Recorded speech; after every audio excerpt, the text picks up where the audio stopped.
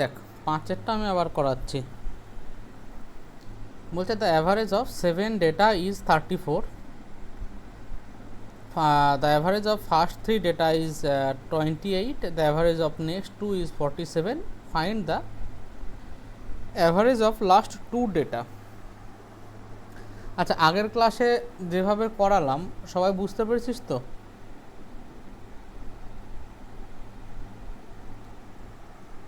হ্যাঁ হ্যাঁ। তো এখানে আমি যদি ধর সব ডেটাগুলো নিই, তার এখানে 7টা ডেটা আছে, এদের অ্যাভারেজ জয়েন কত? করাও। 34।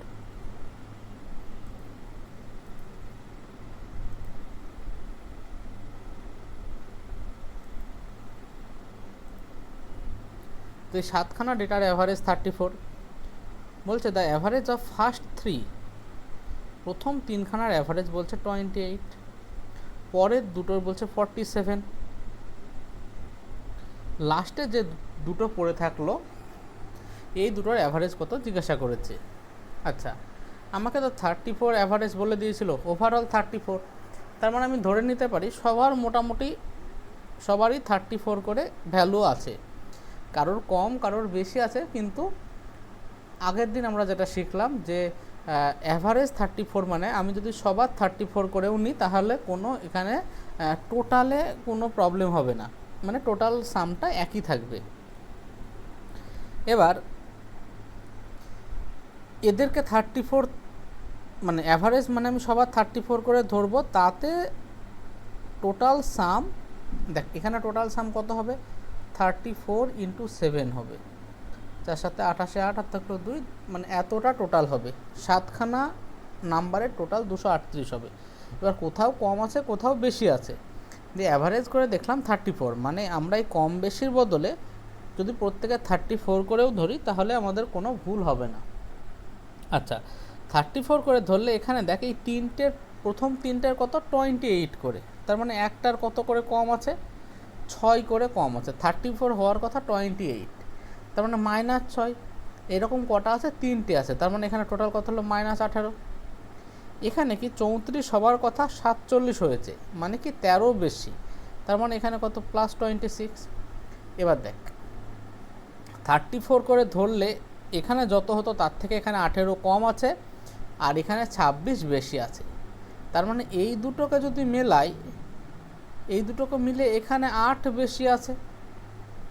এবার দেখ টোটালে গিয়ে তো এই বেশি কমটাকে ব্যালেন্স হতে হবে, বেশি কম মানে কোনো কোথাও বেশিও থাকবে না কোথাও কমও থাকবে না, তবেই না আমার টোটাল অ্যাভারেজ 34 হবে। এবার 34 ধরে দেখলাম এক জায়গায় 18 কম হচ্ছে, এক জায়গায় 26 বেশি হচ্ছে, মানে ওভারঅল 8 বেশি আছে। তাহলে নিশ্চয়ই এই সেকশানটা এই +8কে মানে ব্যালেন্স করেছে। তো +8কে ব্যালেন্স করতে গেলে এখানে কত হতে হবে? -8 হতে হবে। এবার এই দুটো মিলিয়ে -8 হতে হবে, দুটো মিলিয়ে টোটালে -8 এখানে নিয়ে আসতে হবে। কার সাথে? এই 34-এর সাপেক্ষে। যেমন 34 করে ধরলে দুটোর টোটাল কত হয়? 68 হয়। আর এই -8 যদি ব্যালেন্স করে তাহলে এখানটায় এই দুটোর টোটাল কত হবে? 60 হবে। তাহলে অ্যাভারেজ কত হবে? 60/2 মানে 30। এটাকে আরেকভাবে ভাবতে পারিস, এদের অ্যাভারেজ আমরা 34 করে ধরে দেখছি, এখানে -8 করতে হবে। এবার দুটোতে যদি -8 করতে হয় তাহলে একটা সংখ্যায় কত করতে হবে? -4। আর এখানে একটা সংখ্যার ভ্যালু আমরা কত করে ধরছি? অ্যাভারেজ মানে একটা সংখ্যার ভ্যালু 34 করে ধরছি, তাহলে এখন অ্যাভারেজ কত হবে? 34 - 4 মানে 30। বল, বুঝেছিস?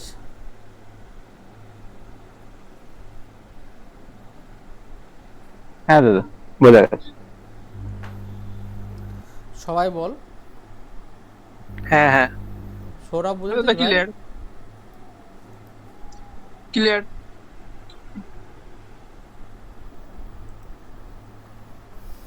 আচ্ছা, এই অঙ্কটা দেখ, এখান থেকে অঙ্ক দিলে জেনারেলি এই রকমেরই দেয়। এবার যদি দেখ এই অঙ্কটা একটু ভালো করে বুঝিস, একই জিনিস, শুধু এখানে ওই মাস আর বছর আছে দিয়ে ক্যালকুলেশনটাকে জটিল করেছে। আচ্ছা, এই অঙ্কটা করার আগে আমরা নিচের অঙ্কগুলোকে করে আসি। আচ্ছা, এই অঙ্কটা তোরা একটু চেষ্টা করতে পারিস কিনা, 7 অঙ্কটা।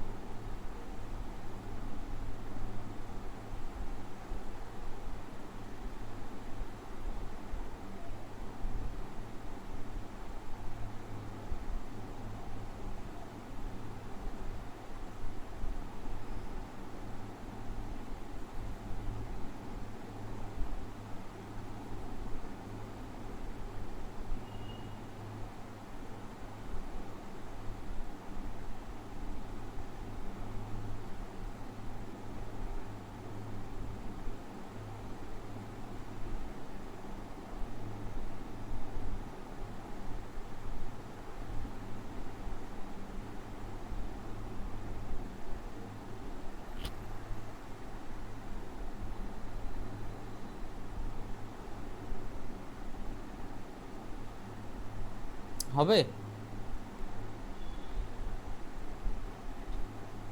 হ্যাঁ হবে, দাঁড়াও করছি। 1 সেকেন্ড দাঁড়াও।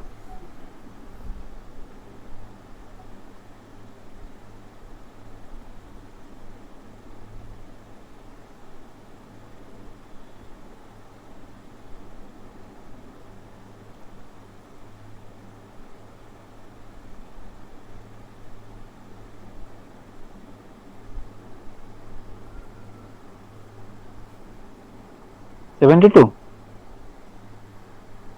কি জানি, দেখছি। ঠিক আছে, ওকে। না, 68 হবে। আচ্ছা, দেখছি আমি কি হচ্ছে। বাকিরা বল, বুঝতে পেরেছিস?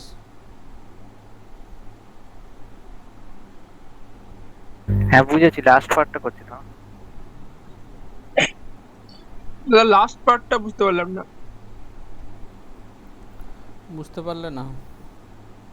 খুব দুঃখকর ঘটনা। তোরা আবার দিদিকে জিতিয়ে দিলি রে।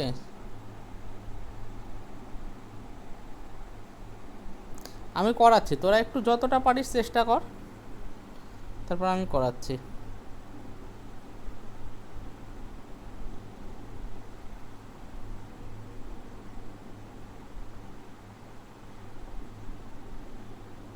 জয়েন করবে তো, জয়েন করি না তো।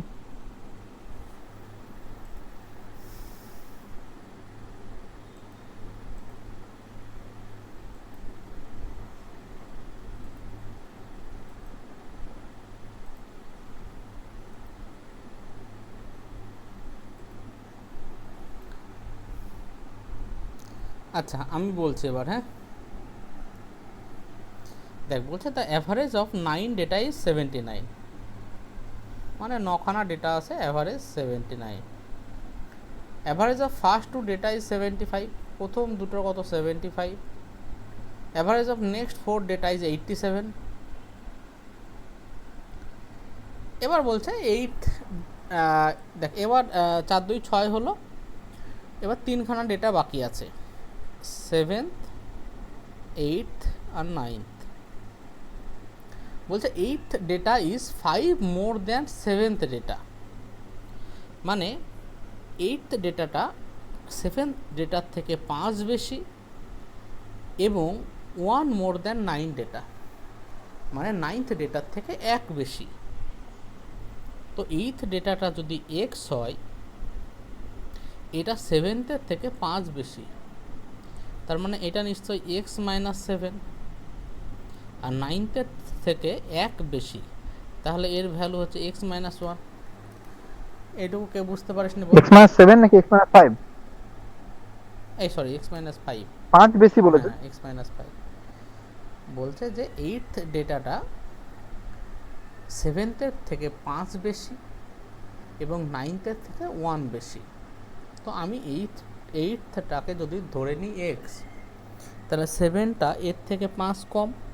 দেখ, 7th থেকে 5 বেশি মানেই তো 7টা এর থেকে 5 কম, আর 9th থেকে 1 বেশি, মানে এটা 9টা 8-এর থেকে 1 কম।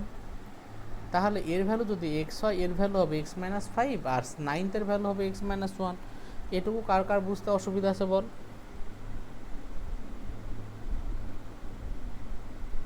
হ্যাঁ ঠিক আছে। এবার দেখ, 79 অ্যাভারেজ, এখানে বলছে 75, মানে কত করে কম? -4। আর এখানে হচ্ছে 87, মানে +8। তাহলে দুখানায় -4 মানে কত? -8। চারখানায় +8 মানে কত? +32। বোঝা গেল? হ্যাঁ এবার এই দুটো মিলিয়ে কত হচ্ছে? +24। তাহলে নিশ্চয়ই এই পোর্শনটা -24 দিয়েছে, তবেই এই +24 আর এই -24 ব্যালেন্স হয়ে যাবে, দিয়ে ওভারঅল অ্যাভারেজ 79 হবে। কারণ দেখ, এখানে 75, এখানে 87, এটা আমরা জানি না। এবার 79 করে যদি ধরতাম প্রথম সেকশানে, কত দিত? -8। মানে প্রথম সেকশানে যা ডেটা দিয়েছে 79 করে ধরার জন্য আমার 8 কম আছে। পরের সেকশানটায় কত? 32 বেশি আছে। তাহলে এই দুটো মিলিয়ে দেখলাম 24 বেশি আছে।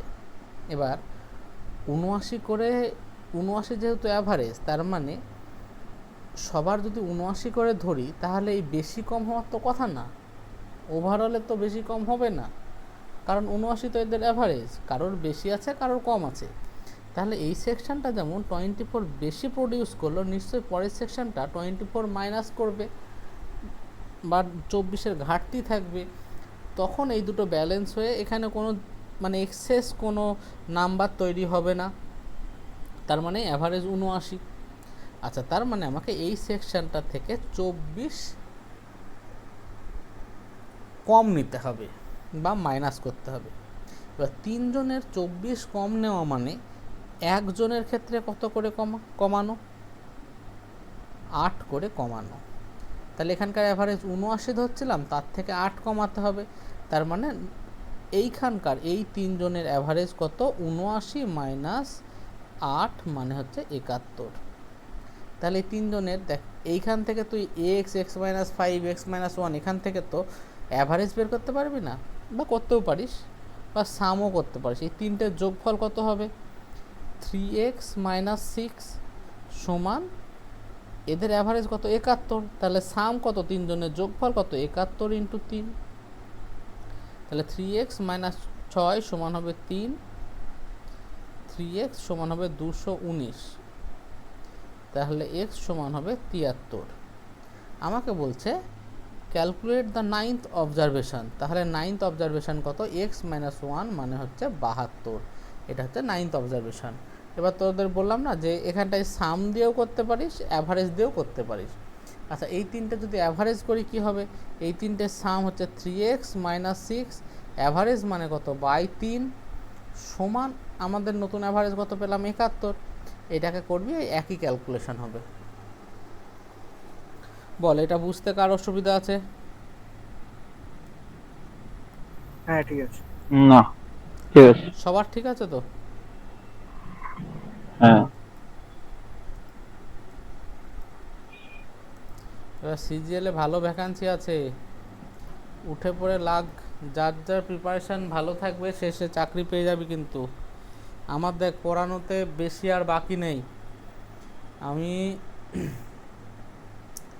এই ধর আজকে অ্যাভারেজ হয়ে যাবে, পার্টনারশিপে লাগবে একদিন, পার্টনারশিপে লাগবে ধর একদিন, আর তারপরে আমার মেনলি বাকি থাকবে জিওমেট্রি করাবো,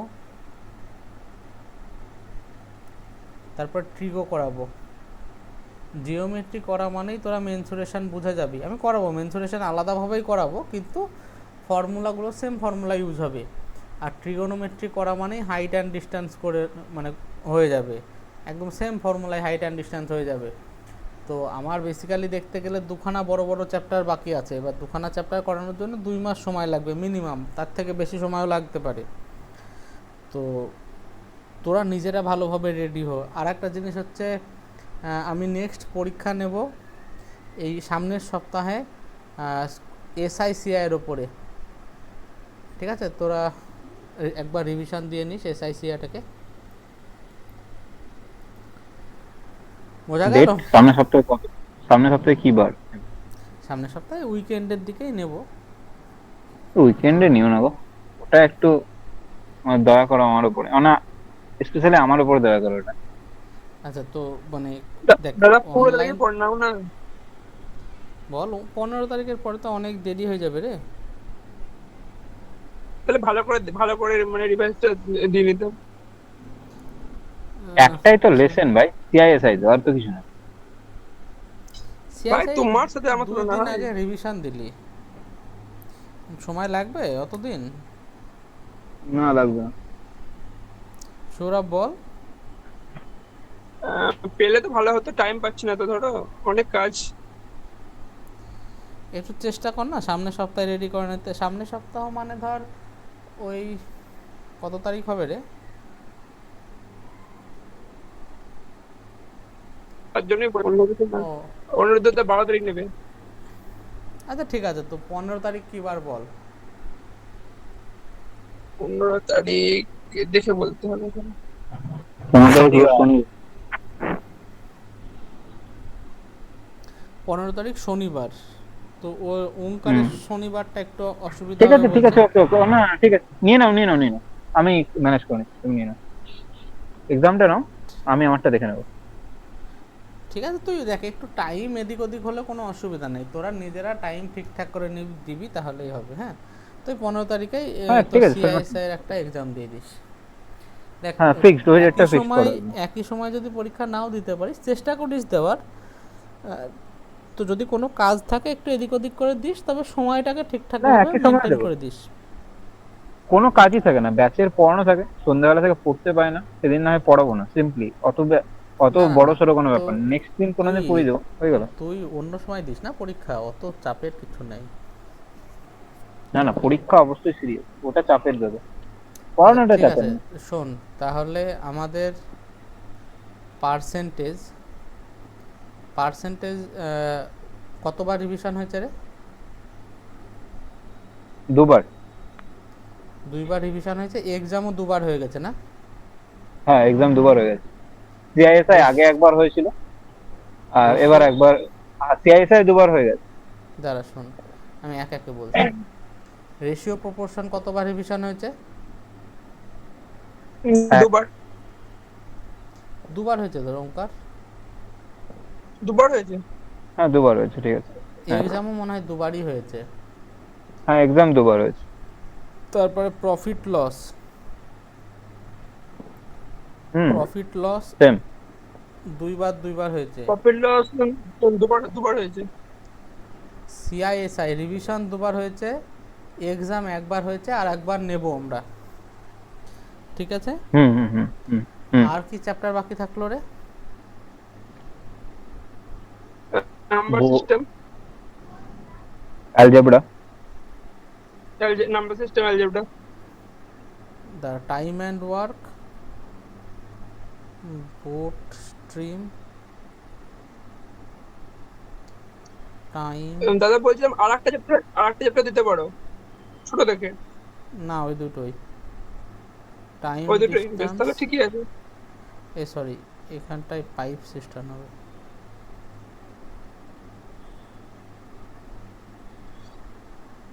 পাইপ সিস্টেম, বোট স্ট্রিম। আচ্ছা, টাইম অ্যান্ড ওয়ার্ক আমাদের রিভিশন হয়ে গেছে না? একবার হয়েছে। আর টাইম অ্যান্ড ডিস্টেন্স চলছে একবার। এটাও একবার হয়ে যাবে। আচ্ছা তো যারা টাস্ক দিস মনে রাখবি, দেখ সিআই হিসাবে এক্সামের জন্য আমি আলাদাভাবে টাইম দেবো না, তোরা নিজেরা ম্যানেজ করে নিবি রিভিশন দেওয়ার জন্য। আর মিক্সার সিআই অ্যালিগেশন অ্যাড হবে, বল। মিক্সার হ্যাঁ। অ্যালিগেশন অ্যাড করুন। আচ্ছা, হ্যাঁ হ্যাঁ, মিক্সার অ্যালিগেশন। আর কিছু বাদ বাদ থাকলো? না, বাকি অ্যাডভান্স পার্ট আছে আর কিছু।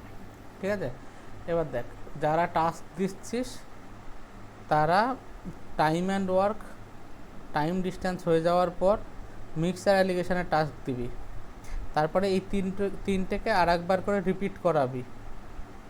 ঠিক আছে, আর টাইম অ্যান্ড ওয়ার্ক যেমন করলি, এর সাথে সাথে কত প্রিভিয়াস ইয়ার কোশ্চেন সলভ করা হচ্ছে? হ্যাঁ, কতটা করে দেওয়া থাকছে? Per day 35 question. ঠিক আছে, তো টাইম অ্যান্ড ওয়ার্ক একবার রিভিশন হলো, তারপরে যেমন 70টা কোশ্চেন প্রিভিয়াস ইয়ার থেকে হবে, টাইম ডিস্টেন্সের ক্ষেত্রেও একবার রিভিশন 70টা কোশ্চেন হবে, মিক্সার অ্যালিগেশনের ক্ষেত্রেও তাই। তারপরে আবার নতুন করে 3টে চ্যাপ্টার রিভিশন দেওয়াবি, তারপরে আবার 70টা করে কোশ্চেন প্র্যাকটিস করাবি, ঠিক আছে? আর আচ্ছা। পাইপ সিস্টেম মোটামুটি হয়ে গেছিলো, তো এইটাকেও রিভিশন করাতে পারিস। যেটুকু বাকি আছে সেইটুকু আমি করিয়ে দেবো। পাইপ সিস্টেম বোট অ্যান্ড স্ট্রিমটা আমি ভিডিও বানিয়ে দেবো, দেখে নিস, ঠিক আছে? এর জন্য দেখবো আমি, তোদেরকে বলে দেবো, একটা ক্লাসেই হয়ে যাবে, অসুবিধা হবে না। তো এখানে যেটুকু বাকি আছে আর এইটুকু আমি করিয়ে দেবো একটা ক্লাস নিয়ে, অসুবিধা হবে না। তো এই হয়ে গেল ধর আমাদের অ্যারিথমেটিক পোর্শন কিন্তু মানে বেসিক করার সাথে সাথে রিভিশনও হয়ে গেছে। প্লাস দেখ প্রত্যেকটা চ্যাপ্টারে প্রায় তোর এইগুলো ধর প্রায় 150খানা করে কোশ্চেন প্র্যাকটিস হয়ে গেছে না প্রিভিয়াসের? হ্যাঁ, মোটামুটি 100-150টা করে হয়ে গেছে। তো এইগুলো 150খানা করে কোশ্চেন প্র্যাকটিস করে নিবি। এবার অ্যাডভান্সে দেখ অ্যালজাবরা আমাদের হয়ে গেছে, নাম্বার সিরিজ হয়ে গেছে। এবার আমরা করব, আচ্ছা আমাদের একটু মনে করিয়ে দিস, এইচসিএফ অ্যান্ড এলসিএম এ একটা তোর ক্লাস নিতে হবে এইচসিএফ এলসিএম এর উপরে। আর তারপরে ধর জিওমেট্রি, ট্রিগোনোমেট্রি, আচ্ছা জিওমেট্রির সাথেই হবে মেনসুরেশন, আর এখানে হবে ট্রিগোর সাথে হাইট অ্যান্ড ডিস্টেন্স। তো এই 4টে চ্যাপ্টার করানোর জন্য আমার প্রায় 2 থেকে 3 মাস লাগবে, কারণ এগুলো বড় বড় চ্যাপ্টার। তো তোদের এমনি যেসব মানে ধর পিএসসির পরীক্ষায় যেসব কোশ্চেন আসে, সব কোশ্চেন আমাদের যা হয়ে গেছে এর ভিতর থেকে আসে। মানে তো পিএসসিতে জিওমেট্রি ট্রিগোনোমেট্রি এর কোশ্চেন আসার চান্স খুব কম থাকে। তো আমাদের তো এখনও ধরে নে ক্লার্কশিপ এইসবের প্রিলির কথা বলছো দাদা? বল। মানে প্রিলির কথা বলছো যে প্রিলিতে জিওমেট্রি টিগোমেট্রি আসার চান্স কম থাকে? পিএসসি ক্লার্ক বল, মিসলেনিয়াস বল, পিএসসি এইসব, আচ্ছা, হ্যাঁ হ্যাঁ হ্যাঁ। এইসব পরীক্ষাগুলোই না তোর অ্যাডভান্সে আসলে ওই নাম্বার সিরিজ অ্যালজেব্রা থেকে আসে, আর এইচসিএফ এলসিএম থেকে 2-1টা কোশ্চেন দেয়। তো এইচসিএফ এলসিএমটা আমি করিয়ে দেবো, আমাকে একটা নোট বানাতে হবে, দিয়ে আমি করিয়ে দেবো। কিন্তু এর যে 95% কোশ্চেন আসে সেটা হচ্ছে ধর আমাদের যে টপিকগুলো আমরা কভার করে ফেলেছি এখান থেকে আসে। তাহলে তোদের কাজ হচ্ছে দেখ এইগুলোকে রিভিশন দেওয়া, তার সাথে সাথে প্রিভিয়াস ইয়ারের কোশ্চেন তোরা রোজ করছিস ওইভাবে করতে থাক। আর যখন আরেকটু সিলেবাস বা এখনও দিতে পারিস, তোরা চাইলে এখনও প্রিভিয়াস ইয়ারের মক দিতে পারিস, নিজেদের ভিতরে কথা বলে নিয়ে 4-5 জন একসাথে নিয়ে মক দিতে পারিস, বা একাও দিতে পারিস, কোনো অসুবিধা নেই। তো সেখানে কি হবে, এখন যদি প্রিভিয়াস ইয়ারের মক দিস, দেখ সিজিএলের ধর প্রিভিয়াস ইয়ারের মক দিচ্ছিস, দেখ সিজিএলের মকে ভালো করা মানে যে কোনো পরীক্ষায় তোরা ভালো করবি, মানে ওই তোর ডব্লিউবিসিএস মেন্স ইউপিএসসি এসব বাদ দিলে যে কোনো পরীক্ষায় ভালো করবি। কারণ দেখ রিজনিং তোদের সব হয়ে গেছে, এখানে ফুল মার্কস আসবে। আচ্ছা এখন টাস্কে রিজনিং দিচ্ছিস তো? হ্যাঁ, ঠিক আছে, রিজনিং যেন বাদ না যায়, রিজনিংয়ে তোরা ফুল মার্কস পাবি। এবার হয়তো 2-1টা কোশ্চেন হলো না, ওটা আলাদা ব্যাপার। ম্যাথে সিজিএলে তোরা যদি পেপার দিস 25খানার ভিতরে হয়তো 5খানা কোশ্চেন পারবি না, 5খানা কোশ্চেন জিওমেট্রি ট্রিগোনোমেট্রি মেনসুরেশন এইসব থেকে আসবে, 5খানা জায়গায় ধরে নে 7খানা পারলি না। বাকি 18খানা কোশ্চেনের তো সিলেবাস আমাদের শেষ হয়ে গেছে, সেই 18খানা ভালো করে কর। এই বাকি 7খানা কোশ্চেন আমি করিয়ে দেবো আস্তে আস্তে সময়ের সাথে সাথে। ইংলিশ হয়ে গেছে অনিরুদ্ধর সাথে, জিকেও হয়ে গেছে, তোদের এই 7খানা কোশ্চেন বাকি সিলেবাস তো শেষ। তো এখন চাইলে তোরা প্রিভিয়াস ইয়ারে মক দিতে পারিস, কারণ দেখ মানে আজকে অনেকে নেই। দেখ এসএসসির প্রিপারেশান শুধুমাত্র মক ছাড়া কিচ্ছু না, তোকে কোথাও পড়তে হবে না, আমার কাছে পড়তে হবে না, কারোর কাছে পড়তে হবে না। তোরা যদি নিজেরা দেখ, আমরা তোকে কি করতে পারি, তোদেরকে গাইড করতে পারি যে এইভাবে পড়লে তোরা মানে অল্প সময়ে সিলেবাসটাকে কভার করতে পারবি। এবার অনেকে কি করবে, এই ধর পার্সেন্টেজের উপরেই হয়তো 300খানা কোশ্চেন করবে, মানে বেসিক করছে কিন্তু 300খানা কোশ্চেন করবে। দেখবি ওই গগন প্রতাপ বা ওরা করায় ওগুলো, মানে দেখ আমি ওদের অসম্মান করছি না, কিন্তু হ্যালো, হ্যাঁ আচ্ছা দাদা শোনা যাচ্ছে, বলো। হ্যাঁ বলছি যে আমরা কি করলাম, আমরা অঙ্কের দেখ জিআইয়ের জন্য আমরা বেশি এফোর্ট দিইনি। জিআইয়ের যে 2-4টে টপিকে আমাদের দরকার ছিল সেই 2-3টে টপিক আমরা ক্লিয়ার করে নিয়েছি, বাকি তোরা নিজেরা প্র্যাকটিস করে জিআই তুলেছিস। এখন জিআই কত নাম্বার আসছে, মানে 45-এর কাছাকাছি আসছে তো? 35 থেকে 40-এর মধ্যে ঘোরাফেরা করছে আমার। না ওটাকে ঠিক, বাকিদের অঙ্কার কত হচ্ছে? হচ্ছে মোটামুটি দাদা একই রকম, ঠিকঠাকই আছে। কখনো না টপ এটাকে শিফট দেখ, থাকলে একটু। প্রথমে টার্গেট রাখ 40। এখানে তো নতুন কিছু করানোর নেই। দেখবি যে না কোশ্চেনগুলো হচ্ছে না সেই কোশ্চেনগুলো তোরা নিজেরাই সলিউশন দেখলে বুঝে যাবি যে এটা এইভাবে হতো। তো যখন এই জিনিসগুলো আস্তে আস্তে নিজে নিজে দেখতে থাকবি, করতে থাকবি, তখন তোর কোশ্চেন হওয়ার যে সংখ্যাটা অনেক বেড়ে যাবে। তো এখন 40 হলে এটা প্র্যাকটিস করে করে প্রায় 50-এর কাছে নিয়ে যাওয়া যাবে। এবার 50 কোনো সময় এক্সামে এক্সপেক্ট করাটা একটু ভুল, কারণ এই এক্সপেকটেশনই তোর পরীক্ষা খারাপ করে দেবে। আমাদের চেষ্টা করতে হবে যতটা ম্যাক্সিমাম করা যায়।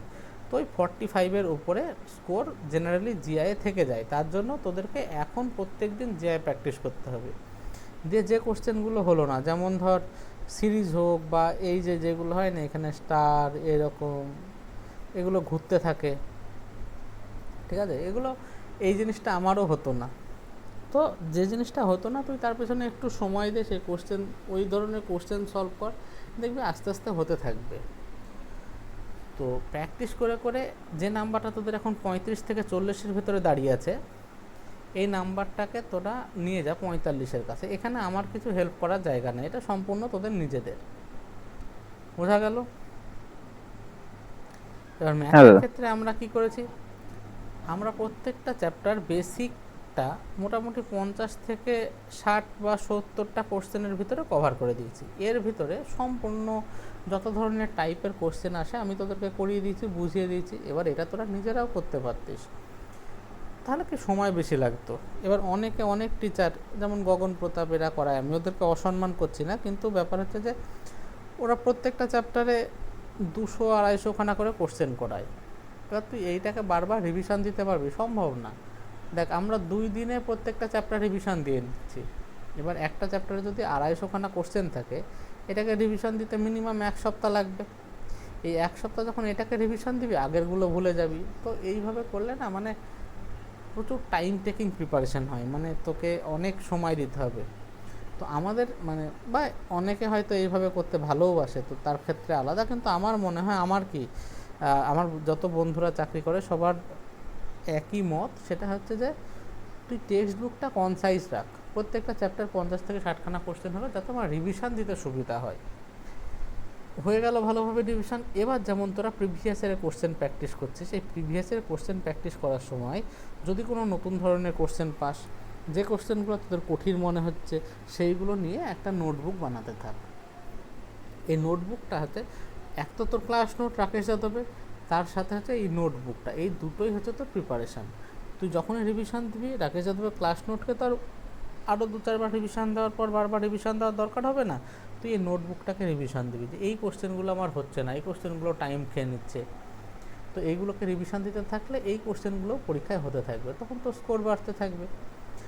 তো আমরা যে শুধু রাকেশ দেবের ক্লাস নোট করেছি এটা কিচ্ছু না প্রিপারেশানে। এরপরে আমাদের এখন তোরা যদিও করছিস প্রিভিয়াসের কোশ্চেন প্র্যাকটিস করছিস, আমাদের এরপরে সেট ধরে কোশ্চেন প্র্যাকটিস করতে হবে, মানে মক দিতে হবে। যখন মক দেওয়া শুরু করবি হয়তো শুরুতে তোদের নাম্বার দেখবি 120 বা তারও কম, 100-র কমও থাকতে পারে। এই নাম্বারটা আস্তে আস্তে বাড়তে বাড়তে 160-এ চলে যাবে। আর সবসময় টার্গেট রাখবি ম্যাথ, ইংরাজি, জিআই যে 150, এখানে 140-এর কাছে স্কোর করা, দেখবে দারুণ হবে স্কোর। বোঝা গেল? হ্যাঁ দাদা। আমাদের বেশি আর বাকি নেই, যা বাকি আছে একটু সময় লাগবে, কারণ এগুলো একটু কঠিনও, মানে কঠিন বলবো না, লেন্দি, মানে তোর যদি ভালো করে না করিস তাহলে এইগুলো তোকে মানে এইগুলো মনে হবে যে প্রচণ্ড কঠিন জিনিস, আমার হবে না। তো সেই জন্য এই জিওমেট্রি, ট্রিগোনোমেট্রি খুব সোজা জিনিস, মানে মজার ছলে জিনিসগুলোকে বুঝতে হবে, তো তার জন্য একটু সময় লাগতে পারে। আচ্ছা, এবার 8 নম্বর Okay, কোশ্চেনটা দেখ, বল। দাদা একটা ফাউল অ্যাপিল ছিল, বলছে এক্সামটা 12 তারিখ সকালে নেওয়া যাবে না? তাহলে খুব মানে দাদা রাতে নিক, তুমি সকালে নাও, তাহলে একটা এক্সাম মাহল হয়ে যাবে, সুবিধা হবে আমাদের আমার এক্সাম কোনো দিতে। অসুবিধা নেই, তোরা দেখ 12 তারিখ সকালে সুবিধা কর হলে দাদা। বল। বাকিটা কই সৌমিক বল। হ্যাঁ, ফেজের এক্সাম দিতে যাবো তো আমি। আরে ঠিকই তো, ভালোই তো হচ্ছে। 12 তারিখ সকালে দাদার এক্সাম, রাতে অনেক দাদার এক্সাম, একটা এক্সাম মাহল, সারাদিনটা থাকবে, প্রেসারটা ফিল করতে পারবো। ফেজের যেরকম এক্সাম হয় না, গ্র্যাজুয়েশন, এইচএস আর হ্যাঁ, তিনটে ফিল আপ করেছি, তিনটে তো দেবোই ভাই, আমি তুইও দিবি তো। চল একদিন এটা একদিন ফিল কর না ভাই, একটা অ্যাডভেঞ্চারাসটা নে না ভাই, ঠিক আছে, ফিল ওটা কর। ফিল ওটা করতে তোরা একটু আলোচনা করে জানাস, হ্যাঁ, আমার কোনো অসুবিধা নাই, তোরা যেই ঠিক দিন আছে, দিতে গ্রুপে চাস। জানিয়ে দেবো। এবার কেউ যদি তোর 12 তারিখে দিতে চাস, কেউ যদি 15 তারিখে দিতে চাস, কোনো অসুবিধা নেই, তোদের সুবিধা মতন তোরা দিস, শুধু যখন পরীক্ষা দিবি ঠিকঠাক টাইমটা নিয়ে পরীক্ষা দিস। আচ্ছা, ওকে তারপরে দাদা, কোশ্চেনটা দেখ। Okay. The average of 8 number is 20। তাহলে আমি এখানে বলে দিচ্ছি, আর করছি না। 8খানা নাম্বারে কত অ্যাভারেজ? 20। ফার্স্ট 2 নাম্বারে হচ্ছে 15.5, প্রথম দুটোর 15.5। নেক্সট 3, পরের 3খানায় কত? 21.1 এবার বলছে sixth number is 4 and 7, sixth number is 4 and 7 less by the 7th and 8th number. মানে এই যে 6th, 7th, 8th, এই 3খানা নাম্বার হলো, বলছে সিক্সথ নাম্বার ইজ 4 এবং 7 ছোট কার থেকে? 7th এবং 8th থেকে। তাহলে এটা যদি x হয়, এটা কত? x+4, আর এটা x+7, বোঝা গেল?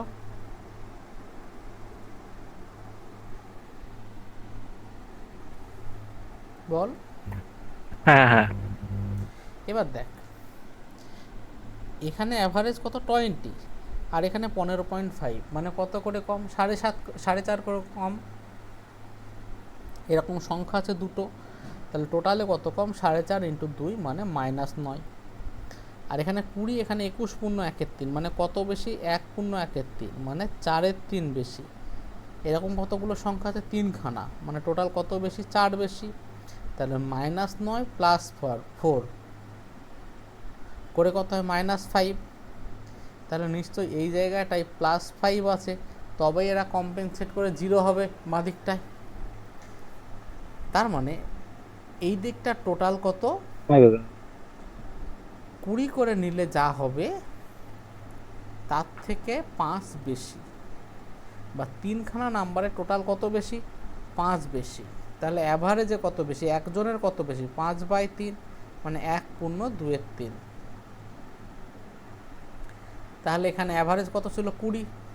তাহলে এদের অ্যাভারেজ এখন হবে, মানে এদের অ্যাভারেজ অরিজিনালি হবে 20 + 1.2/3, মানে 21.2/3।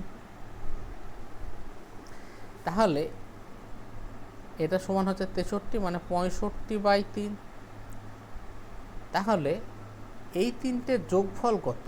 অ্যাভারেজ যদি হয় 65/3, তাহলে টোটাল কত? 65/3 × 3 মানে 65। তাহলে এই তিনটের যোগফল = 65। তুই x সমান বের কর। x সমান হচ্ছে 18। Find the 8th number. তাহলে 8th নাম্বার কত হবে? 18 + 7 মানে 25। এটাকে আরেকভাবে করতে পারতিস। এইখানকার অ্যাভারেজ আমরা কত ধরেছি? 20। তাহলে 3 20 কত? টোটাল কত? 3 20 60, আর বলছে আমাকে +5 করতে হবে, তার মানে টোটাল কত হবে 65, তার মানে এই তিনটের যোগফল কত 65, এখান থেকেও করতে পারতিস। বল কোনো অসুবিধা আছে? না দাদা, বোঝা গেছে। বল সৌরভ, সৌমিক, সবাই বল, জয়দেব। হ্যাঁ ঠিক আছে।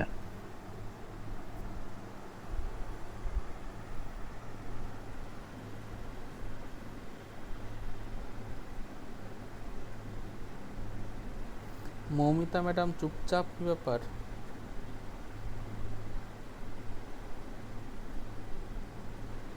মৌমিতা ম্যাডাম ক্লাস শুরু হওয়ার সময় খাট থেকে দুম করে পড়ে গেছে। সাবাস। এবার কোন পাটা ভাঙলো তোর? পা ভাঙেনি, কোমরে বিশাল লেগেছে। সেই থেকে স্ট্রেট ভাবে বসে আছি জল দিয়ে। গেছে গেছে গেছে গেছে। দেখ, ফ্র্যাকচার, প্লাস্টার।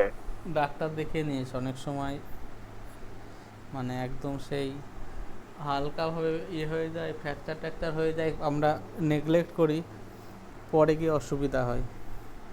হয়তো ওইসব হবে না, তবু একবার যদি ব্যথা না কমে ডাক্তারকে দেখে নিস। আচ্ছা, পরের অঙ্কটা দেখ। আচ্ছা আচ্ছা, এই পরের অঙ্কটা করার আগে আমরা ওই অঙ্কটাকে করে আসি।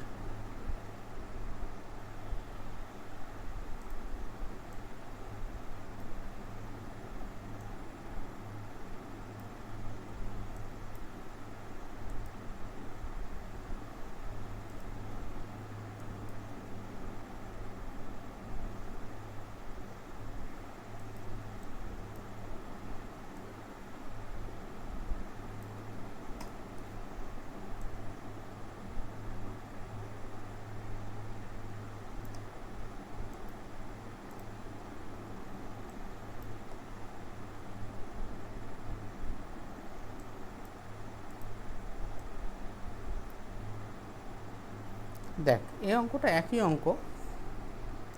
বলছে the average of 30 student in a class is 14 বছর 4 মাস। Due to admission of 5 new student of average 13 বছর 9 মাস, while the age of the younger one is এত এত, find the average of the remaining student. আচ্ছা, বলছে the average age of 30 students, মানে 30খানা স্টুডেন্টের অ্যাভারেজ কত 14 বছর, ধর এরকমভাবে লিখলাম 14 বছর 4 মাস। Due to admission of 5 new student, নতুন 5খানা স্টুডেন্ট এখানটায় ভর্তি হলো, দেন দ্য অ্যাভারেজ বিকামস 13 বছর 9 মাস, তাহলে নতুন অ্যাভারেজ হলো 13 বছর 9 মাস। while the age of younger one in 5 new student is 9 বছর 11 মাস। মানে এদের ভেতরে সব থেকে যে ছোট আছে তার বয়স 9 বছর 11 মাস। তো বলছে find the average of remaining 4 students, এই যে 5খানা স্টুডেন্ট যে ভর্তি হয়েছিল নতুন, তাদের একজনের তো বয়স দিয়েছে 9 বছর 11 মাস, তাহলে বাকি 4 জনের অ্যাভারেজ কত বের করতে হবে। অঙ্কটা বুঝতে কারোর অসুবিধা আছে?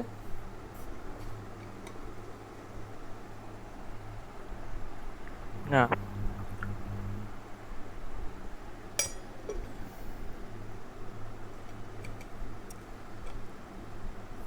আচ্ছা দেখ, তাহলে ওভারঅল অ্যাভারেজ কত হলো 13 বছর 9 মাস, এখানে ছিল 14 বছর 4 মাস। তাহলে এখানে কত বেশি ছিল বল, কত বেশি ছিল?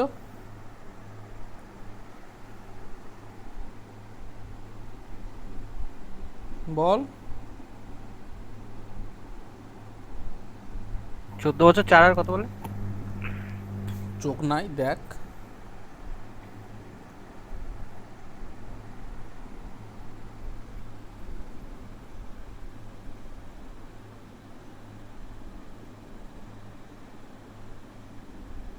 পাঁচ বছর 6 মাস।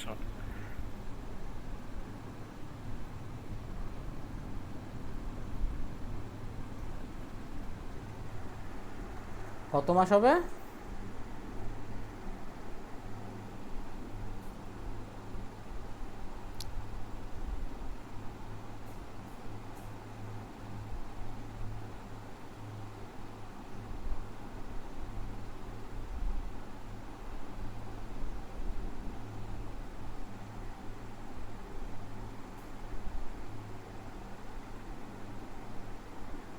বল বল।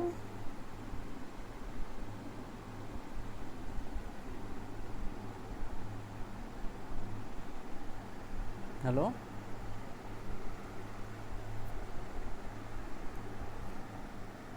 হ্যালো,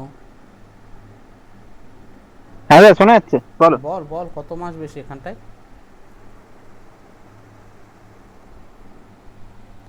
13 বছর, 14 বছর 4 মাস একটা, হ্যাঁ,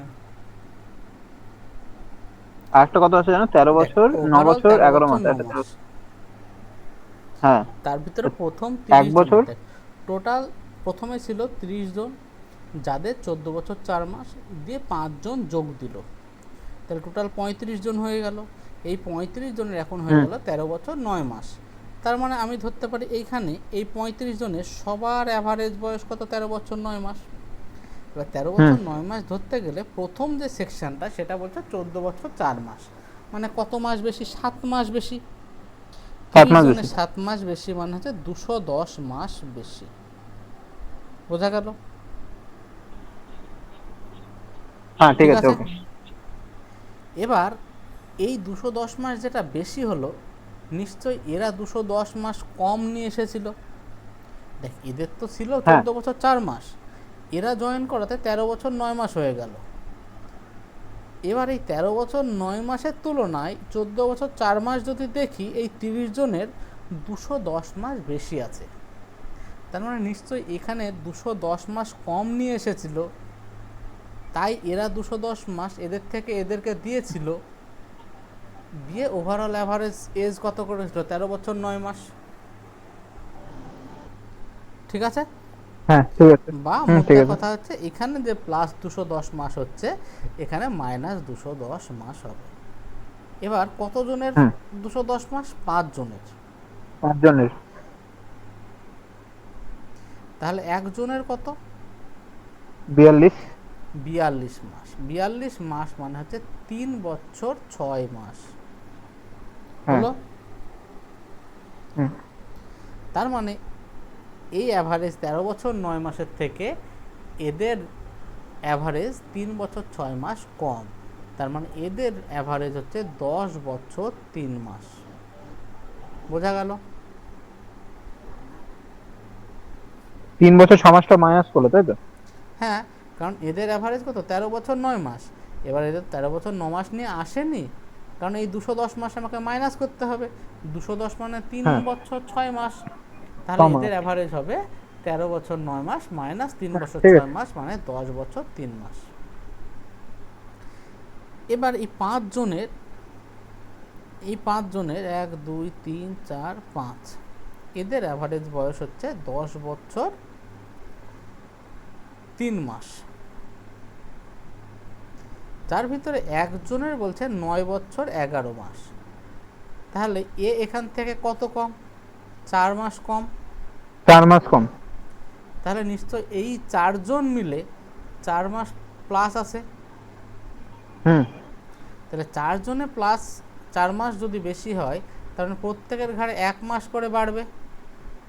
হ্যাঁ তার মানে এদের অ্যাভারেজ এজ হবে 10 বছর 3 মাস প্লাস 1 প্লাস মাস 1 মাস, সমান 10 বছর 10 বছর 4 4 মাস। মাস। বুঝতে পেরেছিস অঙ্কটা? হুম সৌরভ, বুঝেছিস ভাই? হ্যাঁ দাদা। দেখ, আর কারো কোনো এই মৌমিতা, বুঝতে পেরেছিস? হ্যাঁ, কোমর ভেঙে গেল রে, দুঃখকর ঘটনা। আমার এমনি কোমরে সমস্যা দাদা, এমনি আমার ব্যাক পেন আছে। বয়সটা তো আর দেখতে কম হবে, হলো না। দেখতে।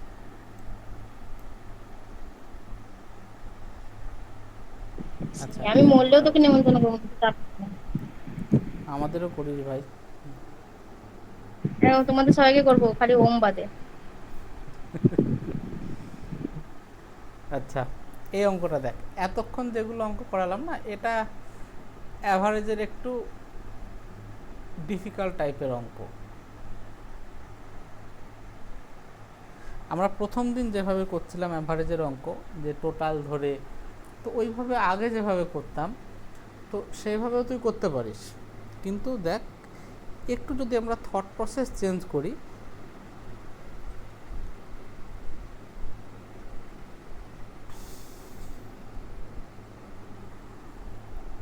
হ্যালো হ্যালো কেটে গেল কত? হ্যাঁ, তো কথাগুলো কেটে গেল তোমার যা বললে। দাঁড়া 1 মিনিট। হ্যাঁ, এবার শোন, বলছি যে আগেকার যে অঙ্কগুলো আমরা মানে আগে যেভাবে আমরা অ্যাভারেজের অঙ্ক ভাবতাম বা করতাম তাতে কোনো অসুবিধা নেই, ওগুলোও ঠিক ছিল, কিন্তু এখনকার দেখ অ্যাভারেজের অঙ্কতে একটু আমাদের থট প্রসেস চেঞ্জ করাতে অঙ্ক আমরা অনেক সহজভাবে করতে পারছি, বুঝতে পারলি? হ্যাঁ, তো এবার যে অঙ্কগুলো করব এই অঙ্কগুলো তোর এতে মানে স্টেটের পরীক্ষায় অনেক বেশি আসে, এই টাইপটা মানে এক্স্যাক্টলি একটা টাইপ। বলছে 9 girl and 1 boy go to A restaurant, মানে 9জন মেয়ে 1জন ছেলে রেস্টুরেন্টে গেল। ইফ ইস গার্ল স্পেন্ড 30, মানে মেয়েগুলো 30 টাকা করে খরচ করলো, আর বয় স্পেন্ড 72,000 মোর দ্যান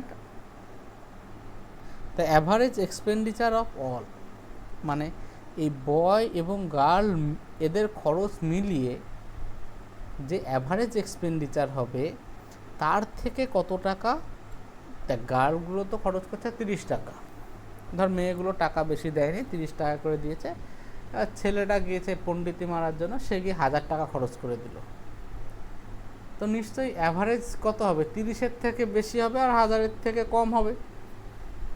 তো এবার কত হবে আমরা জানি না, এবার ধর যদি অ্যাভারেজ হতো 110 টাকা, তো সেই হিসাবটা এখানটায় বলছে যে ছেলেটা যে ওভারঅল যে অ্যাভারেজ তার থেকে 72,000 টাকা বেশি খরচ করেছে, ঠিক আছে? এবার তোকে বলছে যে ছেলেটা কত খরচ করেছে বের করতে বলেছে, বলছে if is girl spend 30 and boy spend 72,000 more than the average of expenditure of all, মানে টোটাল যে অ্যাভারেজ এক্সপেন্ডিচার তার থেকে 72,000 বেশি খরচ করেছে ছেলেটা।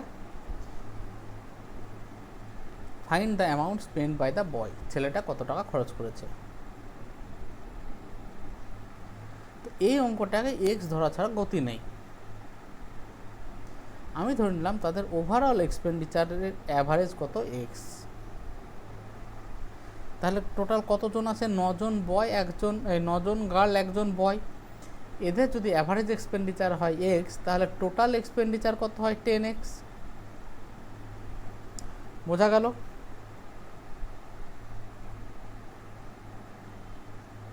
হ্যাঁ ঠিক আছে। আর আরেকভাবে যদি দেখি, গার্লগুলো খরচ করে 30 টাকা করে, তাহলে 9জন মেয়ে মিলে টোটাল খরচ করবে 270 টাকা, আর বয়টা খরচ করবে যে অ্যাভারেজ এক্সপেন্ডিচার তার থেকে 72,000 টাকা বেশি, বোঝা গেল? হ্যাঁ ঠিক আছে। তাহলে এই যে টোটাল খরচ এটা সমানই 10x না? হুম। বল, কে বুঝতে পারিস নি বল?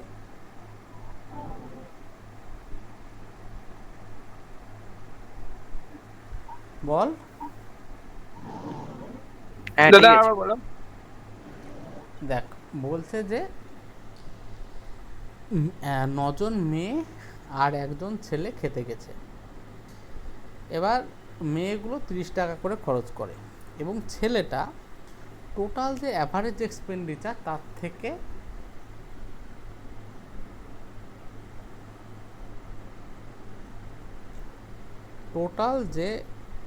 অ্যাভারেজ এক্সপেন্ডিচার তার থেকে 72,000 টাকা বেশি খরচ করে ছেলেটা।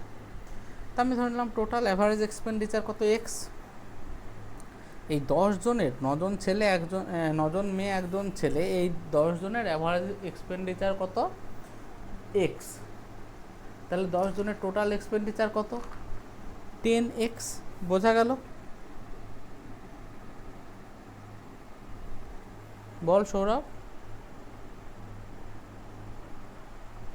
হ্যাঁ দাদা। এবার একইভাবে আমি টোটাল খরচটা এদিক থেকে বের করলাম 10x, আর একভাবে কীভাবে বের করতে পারি, 9 জন মেয়ে 30 টাকা করে খরচ করলে খরচ করে 270 টাকা, 270 টাকা খরচ করে 9 জন মেয়ে। আর ছেলেটা তো বলেই দিয়েছে ওভারঅল যে এক্সপেন্ডিচার তার থেকে 72,000 টাকা বেশি খরচ করে, তাহলে ছেলের খরচটা কত, ওভারঅল অ্যাভারেজ এক্সপেন্ডিচার যদি এক্স হয় তার থেকে 72 বেশি, 72,000 বেশি, মানে এক্স প্লাস 72,000। ঠিক আছে?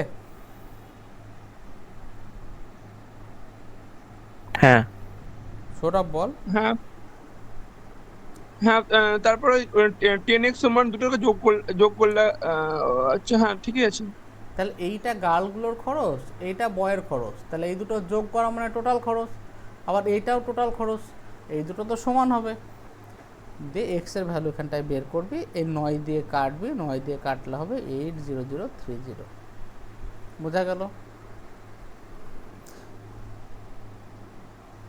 80030 না, 8030 হবে।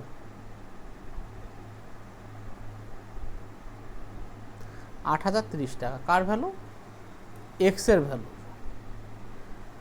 তো বলছে ছেলেটা কত খরচ করেছিল, ছেলেটা কত খরচ করেছিল, যে ওভারঅল যে এক্সপেন্ডিচার, অ্যাভারেজ এক্সপেন্ডিচার মানে 8,030, এর থেকে 72,000 বেশি, তার মানে অ্যান্সার হবে 72,000 প্লাস 8030 সমান 80030। বল, বোঝা গেল? হ্যাঁ বোঝা গেছে। হ্যাঁ দাদা ক্লিয়ার।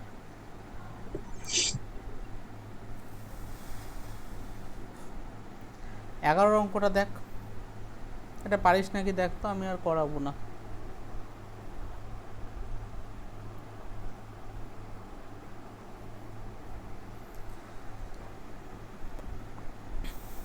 কটা অঙ্ক আছে রে বাবা, অনেকগুলো অঙ্ক আছে তো।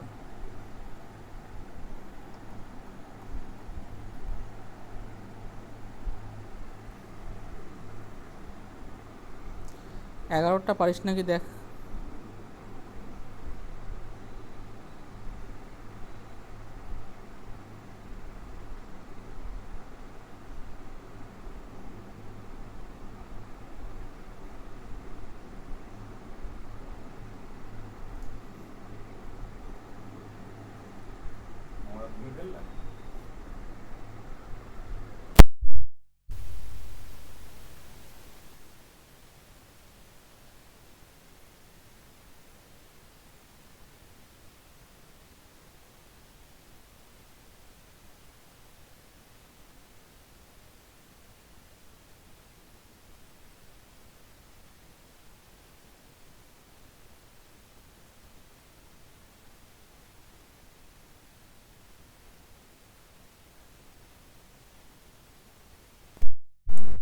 হচ্ছে?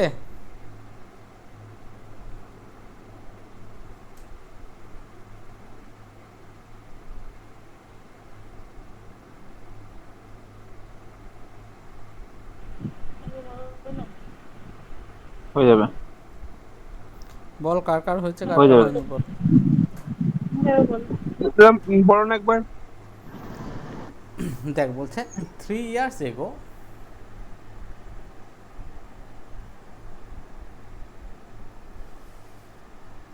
হ্যালো, বলছে দেখ 3 years হ্যাঁ ago দাদা শোনা the average age of family of 5 members was 17 years।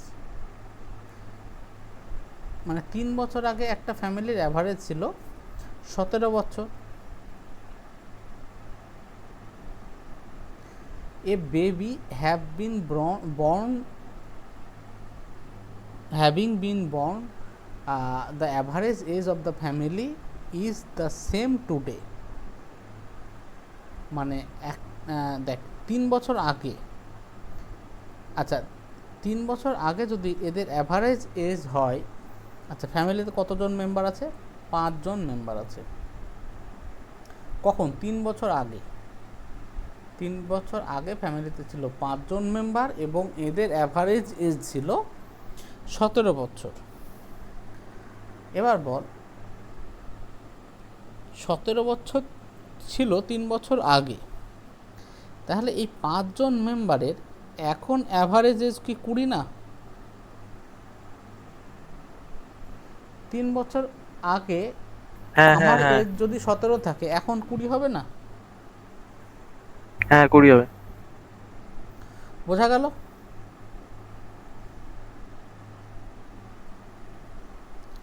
এই বল, বুঝতে পেরেছিস? হ্যাঁ হ্যাঁ বুঝতে পারছি। তাহলে হ্যাঁ। এখন বোঝা গেছে। এই 5 জনের টোটাল কত? 20 ইন্টু 5। হুম। আর নতুন বেবিটার 100। বয়স আমরা ধরে নিলাম বি। বলছে এখন এই বেবিটা জন্মগ্রহণ করাতে অ্যাভারেজেস আগের মতোই আছে, মানে কত? 17ই আছে। কিন্তু এখন ফ্যামিলি মেম্বারের সংখ্যা কত? 6 না? তাহলে টোটাল হবে 17 ইন্টু 6। বোঝা গেল?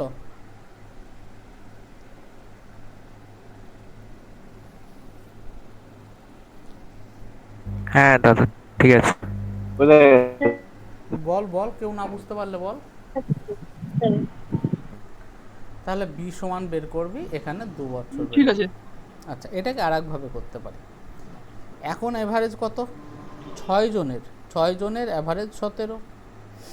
আচ্ছা, এই প্রথম 5 জনের অ্যাভারেজ কত ছিল? 20। আগে 17 ছিল, কিন্তু আজকের ডেটে দেখলে এই 5 জনের অ্যাভারেজ কত? 20।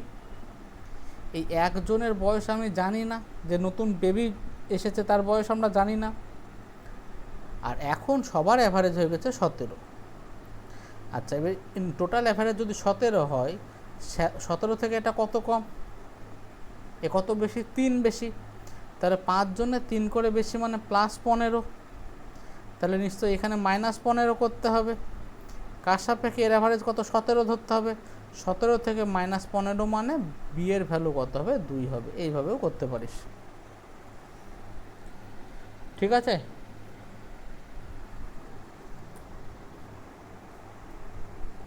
হ্যাঁ দাদা ঠিক আছে।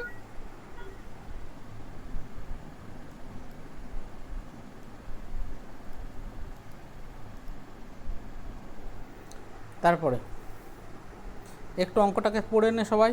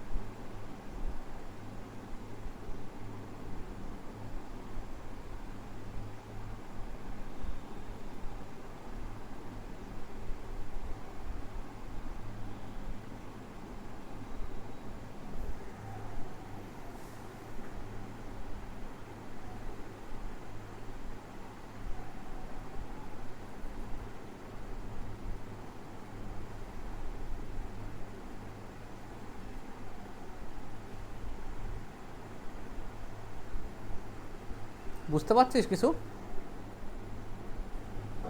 হ্যাঁ। দেখ, এবার আমি করাচ্ছি, দেখ। বলছে the average age of mother, father and son was 42 years. মানে 3 জনের মাদার, ফাদার, সন এদের অ্যাভারেজ এজ ছিল 42 বছর। At the time of marriage of সন, যখন ছেলেটার বিয়ে হলো তখন এই 3 জনের অ্যাভারেজ এজ ছিল 42 বছর। আচ্ছা, after 1 year an infant was born, মানে 1 বছর পর একটা বাচ্চা জন্মগ্রহণ করলো। And after 6 years of marriage, আচ্ছা ম্যারেজের 6 বছর পর, ম্যারেজের সময় যদি এদের অ্যাভারেজ এজ থাকে 42 বছর, তাহলে 6 বছর পর কত হবে 48। তাহলে এই তিনজনের টোটাল কত হবে ইনটু 3, মানে 144 বছর। কারোর অসুবিধা আছে?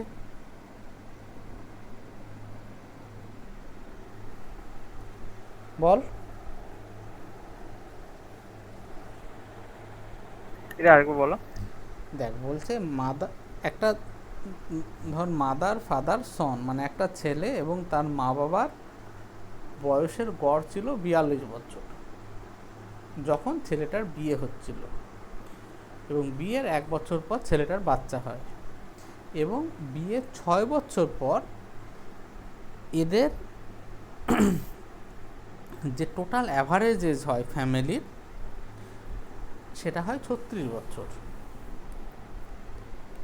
তাহলে বিয়ের আরও 6 বছর পর ফ্যামিলি থেকে আছে মাদার ফাদার সন,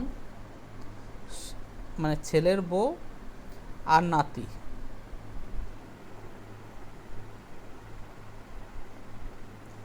এদের অ্যাভারেজ এজ বলছে 36 বছর। তাহলে টোটাল কত হবে 36 ইন্টু 5 মাসে 180 বছর। বোঝা গেল? হ্যাঁ হ্যাঁ। এবার বলছে দেখ বিয়ের সময় এই তিনজনের অ্যাভারেজ ছিল 42 বছর, আর আমরা এই হিসাবটা করছি বিয়ের 6 বছর পর। তাহলে এই সময়ে এই তিনজনের অ্যাভারেজ কত 42 প্লাস 6 মানে 48 না?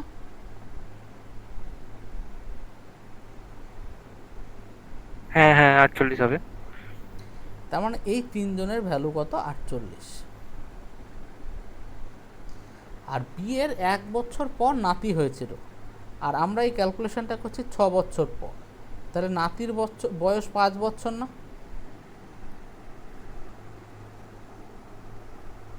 হ্যাঁ। বল সবাই বল।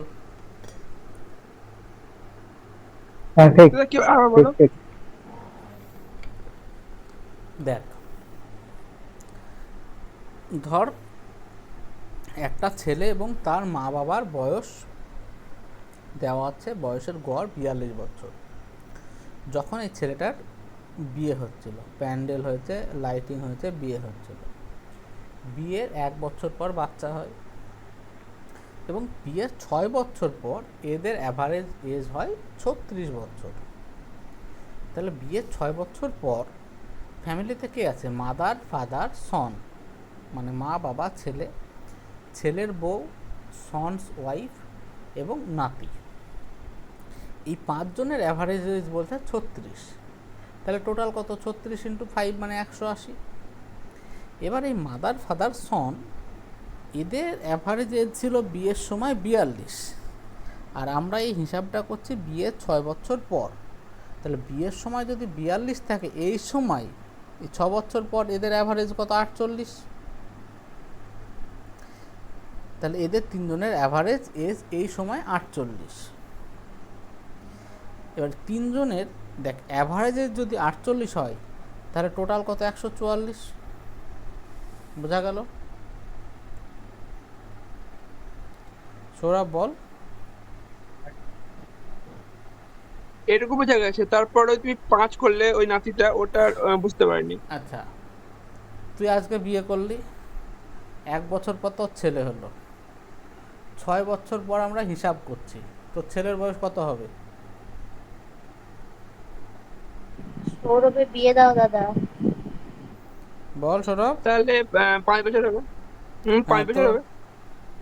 তাই তো বলছি, তাই না? দেখ আমার বলছে ছেলেটা যেদিন বিয়ে হচ্ছিল তার 1 বছর পর ছেলে হয়েছিল, এবং বিয়ের 6 বছর পর আমরা হিসাব করছি, তা অবভিয়াসলি এই বাচ্চাটার বয়স 5 বছর। ক্লিয়ার? হ্যাঁ তাহলে এর বয়স কত? 180 মাইনাস 144 মাইনাস 5 মানে 31 বছর। ঠিক আছে, এবার বলছে find the age of bride at the time of her marriage, মানে তার 6 করে দিতে হবে। হ্যাঁ বিয়ের সময় তার বয়স কত ছিল, তাহলে 31 মাইনাস 5 মানে এই 6 মানে 25 বছর। ঠিক ঠিক আছে, সেরা এই অঙ্কটা এভাবে না দারুণ করলে হবে, যেভাবে করালাম এভাবে করে অনেক সহজ এইভাবে। সৌরভ বিয়ে থাকা কর, তবে অঙ্কগুলো খুব সহজে বুঝতে পারবি। আর আমাদের একটা ভালো দাদা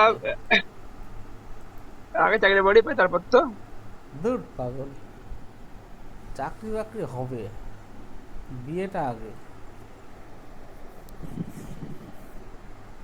যাদের বিয়ে করার খুব তাড়া করুক, আমার এখন বিয়ে করার কোনো ইচ্ছে নেই, চাকরি পাবো তারপর। ঠিক দাদা, বিয়ে করলে এজটা কাউন্ট করতে পারবে না, আগে এই এজটা কাউন্ট করে নিক, তারপর নয় করবে। জানে হবে যেদিন বিয়ে হবে না সব দাদা, ভোজ খেতে যাবো। বিয়ে করে স্বাধীনতা কমে যাবে। তাহলে বিয়ে না করে থাকার প্ল্যান নাকি তোর? তা কখন বললাম? স্বাধীনতা এখনই কেন শেষ করব, পরে শেষ করবো। আচ্ছা যারা এরকম পরে পরে বলে তাদের ওগুলি আগে আগে হয়ে যায়। আচ্ছা, হ্যাঁ, ভেতর হয়ে যায়। এই পর এবার পাপা দেখ বলছে the average weight of ABC 84 kg. তিনজনের অ্যাভারেজ ওয়েট, দেখ এগুলো তোরা ওই এমনিতেও করতে পারবি। এই তিনজনের অ্যাভারেজ ওয়েট 84 কেজি, তার টোটাল কত? 84 into 3। D join and the average weight becomes 80। তখন A plus B plus C plus D, এদের অ্যাভারেজ কত? 80, তাহলে টোটাল কত? 80 ইন্টু 4। তাহলে ডি এর ভ্যালু কত? দেখ এই তিনটের ভ্যালু কত? 84 ইন্টু 3। ডি সমান হচ্ছে 80 ইন্টু 4 মানে 320 মাইনাস এটা মানে 84 ইন্টু 3 মানে হচ্ছে 3 4 12 2 হাত থাকলে 324 টাকা 25 মানে 48 আর 20 68। ডি এর ভ্যালু 68। এবার বলছে if another person E who is 3 kg heavier than D, তাহলে ই সমান হচ্ছে 71। রিপ্লেস এ কে রিপ্লেস করলো দিয়ে B plus C plus D plus E, এদের অ্যাভারেজ ওয়েট হলো 79। তো এদের টোটাল কত? 79 ইন্টু 4, বোঝা গেল? বল বুঝতে পারছিস? এবার দেখ B plus C plus D এর ভ্যালু আমরা জানি কত? 68, এর ভ্যালু 71, এরা সমান 4 9 36, 3 তার সাথে 28 3 31। তাহলে বি প্লাস সি সমান হবে 316 মাইনাস 9 7 6 13। এটা করলে কত হবে বল? 116 প্লাস 61 177। আমাকে বলছে এর ভ্যালু কত, তাহলে এই কোশ্চেনটায় বসিয়ে দে। এ প্লাস বি প্লাস সি সমান 3 4 12 2 হাত থাকলো 1 3 8 24 25, তাহলে এ সমান হচ্ছে 252 মাইনাস 177, যেটা হবে সেটা উত্তর। বুঝতে পেরেছিস? হ্যাঁ দাদা ক্লিয়ার। সেট ফাইন, ঠিক আছে।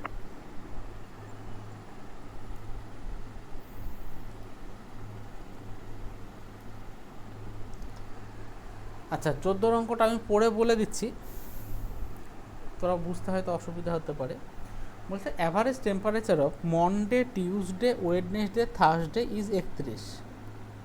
Monday plus Tuesday plus Wednesday plus Thursday, এর 31 হচ্ছে অ্যাভারেজ, তাহলে টোটাল কত? Average into 4। Average and the average temperature of Tuesday Wednesday Thursday Friday. Tuesday plus Wednesday plus Thursday plus Friday সমান এর average হচ্ছে 29.5, মানে টোটাল ইন্টু 4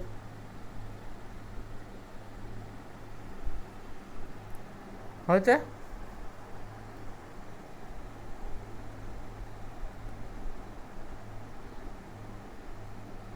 হ্যাঁ সবাই বুঝতে পেরেছিস?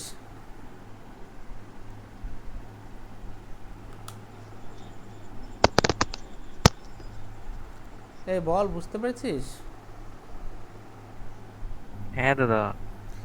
এবার দেখ, হ্যাঁ বোঝা গেছে। একটা বোঝা গেছে। ইকুয়েশন থেকে আরেকটা ইকুয়েশন যদি মাইনাস করি তাহলে এইগুলো দেখ কেটে যাবে, পড়ে থাকবে মনডে মাইনাস ফ্রাইডে সমান 6। এবার অঙ্কে বলছে the average temperature of Monday is 37.12% more than average temperature of Friday. আচ্ছা 37.12 মানে কত? 3/8। মানে মনডে যদি 8 হয়, সরি বলছে ফ্রাইডের থেকে বেশি, মানে ফ্রাইডে যদি 8 হয় তাহলে মনডে হবে 8-এর থেকে 3 বেশি, মানে 11। বোঝা গেল?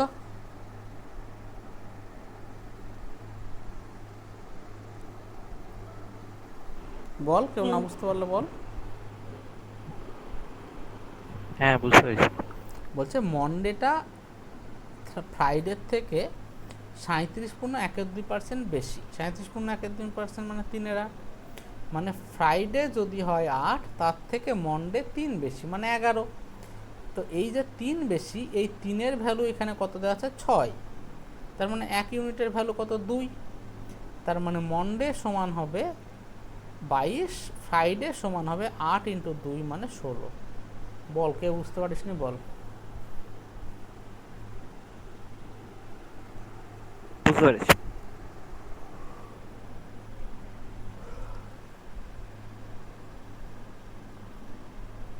এটা পারিস নাকি দেখ 15টা, পারলে আর করাবো না।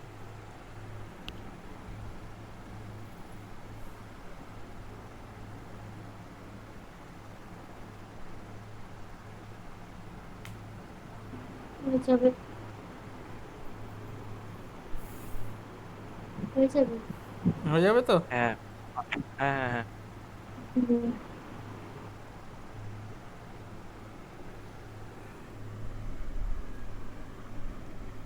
তারপরে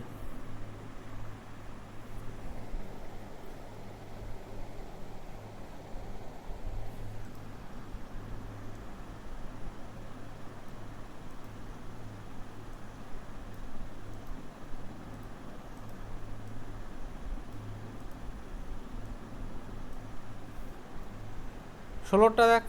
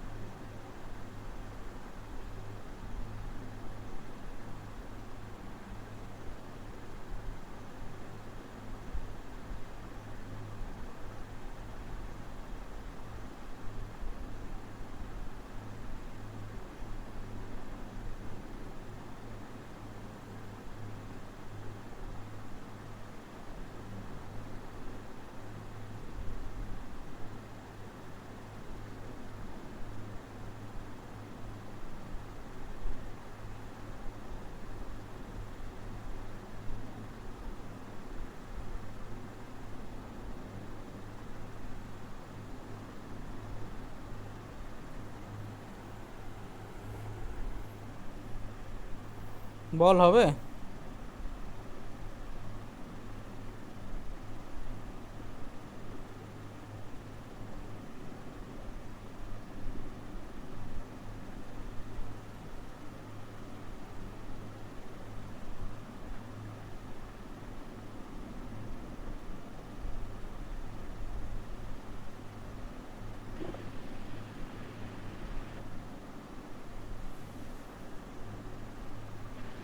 সলিউশনের জায়গাটাকে বলো না, মানে 35a plus 42 equal to 42a minus 1। হ্যাঁ 42টা মাঝে 42টা কি কোন থেকে এলো? বাকিটা বুঝেছি। দেখ, বলছে there are 35 students in a hostel, মানে 35 জন আছে। If number of students increased by 7, তাহলে এখন স্টুডেন্ট কত হলো? 42 জন। The expense of mess increased by 42, মানে টোটাল যে খরচ সেটা 42 টাকা বেড়ে গেল, টোটাল খরচ 42 টাকা বেড়ে গেল।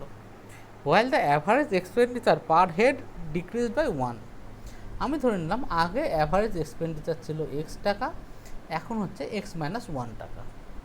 তাহলে আগে টোটাল খরচ ছিল কত? 35x। বলছে টোটাল খরচ ওই যে কজন আসলো, আসাতে টোটাল খরচ the expense of mess increased by 42 per day, প্রত্যেক দিন কত টাকা করে খরচ বেড়ে গেল? 42। তাহলে আগে যদি অ্যাভারেজ খরচ ছিল এক্স টাকা, 35 জন ছিল, তার মানে টোটাল খরচ হতো 35x।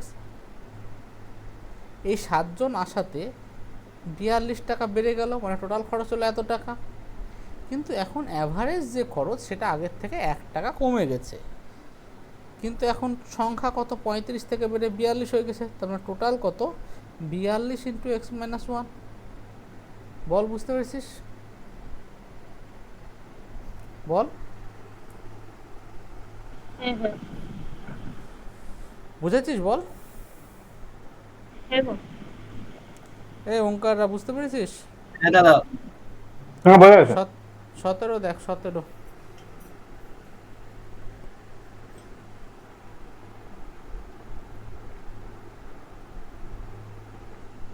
একই আছে। সেম মাল। একই আছে। আচ্ছা, 18-এর অঙ্কটা আবার আর একটা অঙ্ক। এই অঙ্কতে বলবে 3খানা ন্যাচারাল নাম্বার আছে, the average of any two, যে কোনো দুখানার অ্যাভারেজ যদি অ্যাড করা হয় থার্ড নাম্বারের সাথে, তাহলে আমরা এইটা পাবো। তোকে 3খানা নাম্বার বের করতে বলবে। আমি ধরে নিলাম 3খানা নাম্বার কত? এ বি সি। প্রথম দুটোর অ্যাভারেজ করলাম, দিয়ে থার্ড নাম্বারের সাথে যুক্ত করলাম, এটা সমান কত? 24। পরের দুটোর অ্যাভারেজ করলাম, দিয়ে যে বাকি থাকলো তার সাথে যোগ করলাম, কত পেলাম? 20। তারপরে এবার বাকি দুটোর অ্যাভারেজ করলাম, যে বাকি থাকলো তার সাথে অ্যাড করলাম, দিয়ে কত পেলাম? 18। এই পর্যন্ত বুঝতে পারছিস সবাই?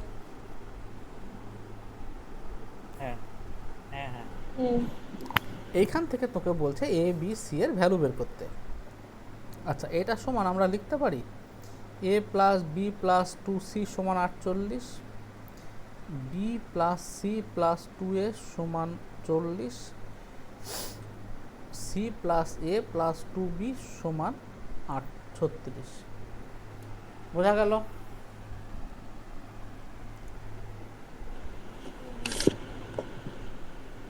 বল। হ্যাঁ হ্যাঁ। এই তিনটে ইকুয়েশনকে যদি যোগ করে দিস কত হবে? দেখ, এ 2a এ মানে 4a 4b প্লাস 4c সমান এই তিনটে যোগ কর, 40 40 80, 110 আর 14 124। তাহলে A plus B plus C সমান 31। এটুকু বুঝতে কারোর অসুবিধা আছে?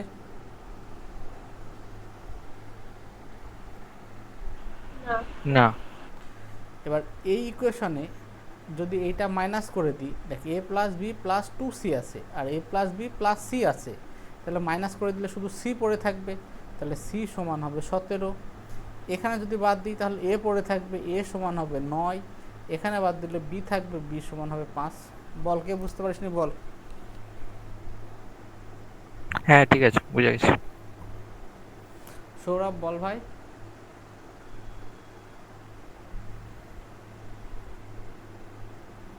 সৌরভ নেই। মাল আউট হয়ে গেছে।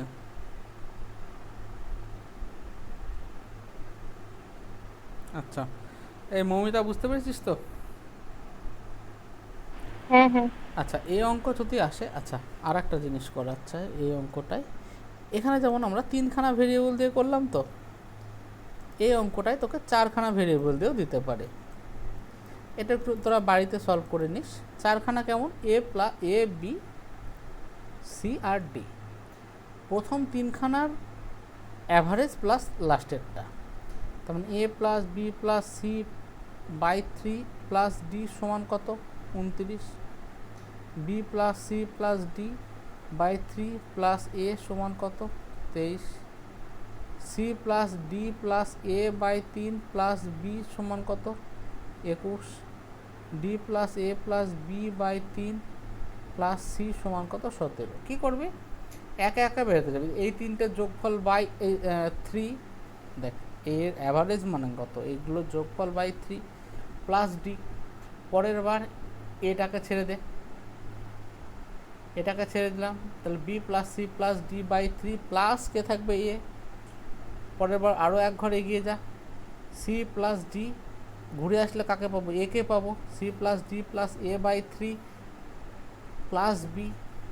পরের বার এখান থেকে শুরু হবে ডি থেকে, D plus A plus B by 3 plus C সমান 17। বুঝতে পেরেছিস সবাই এটা? বল। হ্যাঁ। প্রথম ইকুয়েশন থেকে তাহলে আমরা পাবো A plus B plus C plus 3d সমান 87। পরেরটা থেকে পাবো B plus C plus D plus 3a সমান 69। পরেরটা থেকে পাবো C plus D plus A plus 3b সমান 63। তারপরটা পাবো D plus A plus B plus 3c সমান 51। এই ইকুয়েশনগুলোকে যদি যোগ করি কি থাকবে দেখ, এ 3a 4a 5a 6a, মানে সবাই ছখানা করে হবে, 6 into A plus B plus C plus D সমান এইগুলো যোগফল 8 6 14 20 25, 250 প্লাস 4 13 মানে 263 আর 7 মানে 270। তাহলে A plus B plus C plus D সমান হবে 270 বাই 6 মানে 4 6 45। বোঝা গেল? হ্যাঁ দাদা, কারো বুঝতে অসুবিধা থাকলে বল। ঠিক আছে দাদা। তাহলে এবার এই ভ্যালুটা যে কোনো জায়গায় বসিয়ে দে, তোর কার ভ্যালু দরকার, এর ভ্যালু দরকার, এই কোশ্চেনে বসিয়ে দে। দেখ বি সি ডি, এখান থেকে একটা এ নিয়ে নিলাম, B plus C plus D plus A plus একটা 2a পড়ে থাকলো সমান 69। এর ভ্যালু কত 45, তাহলে 2a সমান কত হবে 24, এ সমান হবে 12। এইভাবে সব জায়গায় বসে এ বি সি ডি এর ভ্যালু বের কর। হলো?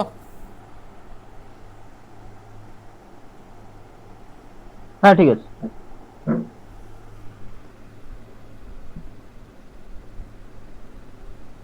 আচ্ছা, এইখানে এই ধরনের অঙ্কতে একটা শর্ট ট্রিক্স তোরা ফলো করতে পারিস। এখানে A plus B plus C plus D এর ভ্যালুটা সব সময় হয় এই ডেটাগুলো যোগফল বাই 2। দেখ কর 45 হবে, তো তোরা এই ক্যালকুলেশনটাকে স্কিপ করতে পারিস। এই ক্ষেত্রেও তাই, আগের অঙ্কতেও তাই। এখানে কে কে আছে, 3 জন আছে, এ প্লাস বি প্লাস সি, এটা সমান হবে এদের 3 জনের যোগফল বাই 2। কর 44 আর 18 62, 62 বাই 2 মানে 31। তো এটা একটা শর্ট ট্রিক্স। শর্ট ট্রিক্স মানে কি, ওই ক্যালকুলেশন করে আমরা যেটা করলাম ডাইরেক্ট ভাবলে এইভাবে ভাবা যায়। তো তোরা করতেও পারিস, না করতেও পারিস, তোদের উপর। সবসময় মনে রাখবে এগুলোর যোগফল বাই 2 হয়। ঠিক আছে? হ্যাঁ ঠিক আছে দাদা। আচ্ছা, 20 অঙ্কটা দেখ। বলছে in an examination the average of 40 students is 72, মানে 40খানা স্টুডেন্টের গড় 72। আফটারওয়ার্ডস, পরে দেখা গেল যে দ্য মার্কস অফ 3 স্টুডেন্টস, 3খানা স্টুডেন্টের মার্কস আর মিস ইস্যুড অ্যাজ 68 75 73, মানে আমরা ভুলভাবে এটা লিখলাম ইনস্টিড অফ এইটা, মানে এইটা ঠিক হওয়া দরকার ছিল 64 68 84, 64 62 84।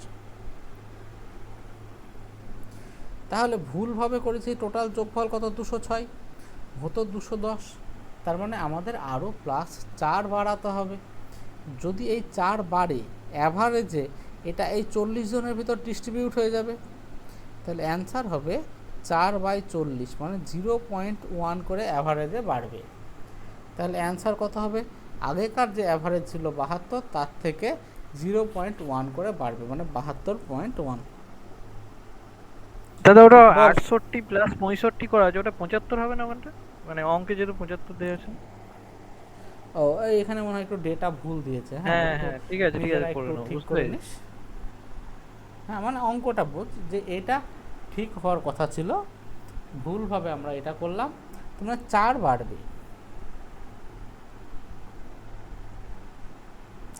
এবার ধর এখানে 4-এর জায়গায় যদি যদি আমার হতো কি 40 কমাতে হবে, তাহলে অ্যান্সার হতো 40 কমানো মানে অ্যাভারেজে সবার থেকে কত করে কমবে, 1 করে কমবে। তার মানে আমার অ্যান্সার হতো যে অ্যাভারেজটা -1। বোঝা গেল?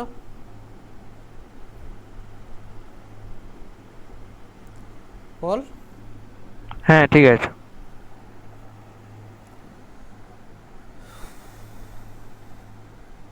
পাগলা হয়ে গেলাম তো, এখনো অনেক অঙ্ক আছে।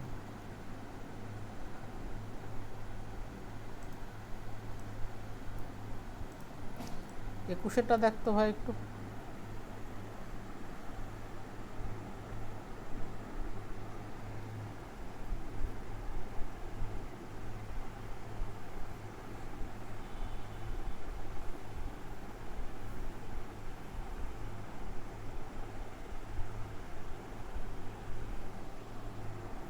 পারবি? 21 নাকি 22 কোনটা? ওই 21-22 দুটোই দেখ। 21 দেখা যাচ্ছে না, উপরে কেটে গেছে। ও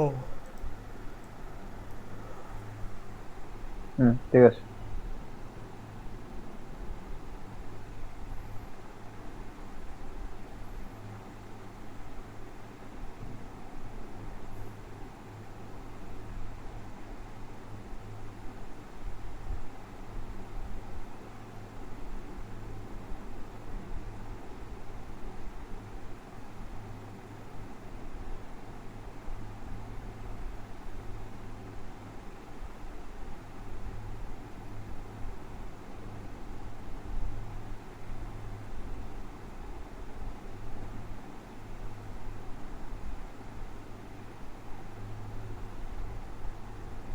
হ্যাঁ হয়ে যাবে এটা। 21 হবে। 22-এরটা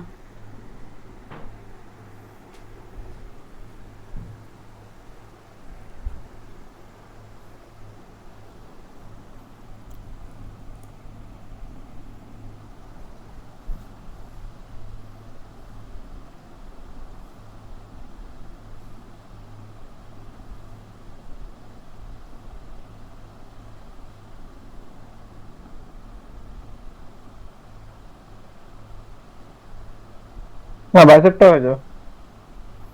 বাকিরা বল।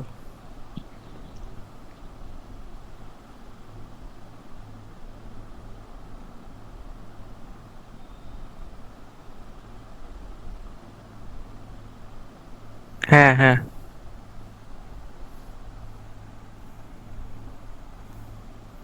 ঠিক আছে, তাহলে এটা আমি আর করাচ্ছি না, এবার পরেরটায় যাচ্ছি।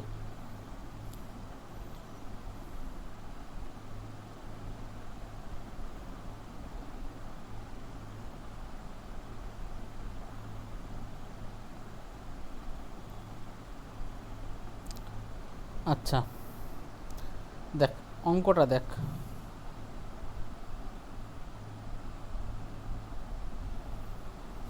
বলছে the average of batsman in some innings is 21.75। মানে একটা ব্যাটসম্যান ব্যাট করে কিছু ইনিংসে, তার গড় 21.75। মানে ধর এই ইনিংসটা কি বলতো? বল। আমি খেলার ব্যাপারে অত কিছু জানি না, ইনিংসটা কি? ইনিংস মানে হচ্ছে ধর প্রত্যেকটা মানে প্রত্যেকটা যতবার ব্যাট করেছে, দেখ ধর আমি আজকে ব্যাট করলাম 20 রান করলাম, কালকে 40 রান করলাম, তাহলে আমার গড়ে দুটো ইনিংস দুটো ম্যাচে কত রান হলো? 60, মানে টোটাল 60 রান হলো। তার মানে গড়ে কত হলো? 30 রান হলো। বুঝতে পারলি? তো ইনিংস মানে হচ্ছে ম্যাচ ধরতে পারিস, ঠিক আছে? একই না, কিন্তু ম্যাচ ধরলে কোনো অসুবিধা নেই, তোর কাজ চলে যাবে। আচ্ছা, আর একটা জিনিস হচ্ছে, ধর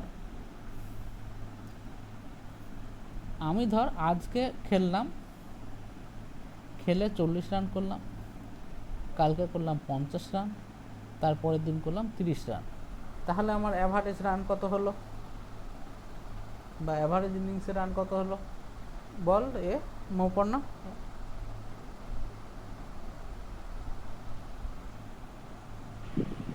তিনটে ডেটের মিলিয়ে মানে 90 ওই যে মৌপর্ণা 140 মৌমিতা, ঠিক আছে, তার মানে আমাদের অ্যাভারেজ কত, টোটাল কত হলো 120, তার মানে অ্যাভারেজে কত 40 রান, মানে আমার অ্যাভারেজ ইনিংসের রান 40।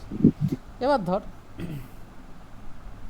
পরের ইনিংসটায় আমি আবার 40 রান করলাম, কিন্তু নট আউট থাকলাম, আউট হলাম না, তাহলে আমার টোটাল রান কত হলো?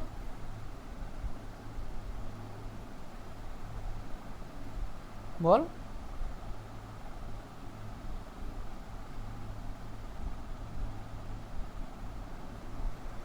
বল রে। আরে বলো কি বললে? আমি ধর পরে আর একটা ইনিংস খেললাম, দিয়ে 40 রান করলাম, কিন্তু এই ইনিংসটাই আমি আউট হয়নি, 40 রান করে আমি নট আউট থাকলাম, তাহলে আমার টোটাল রান কত হলো?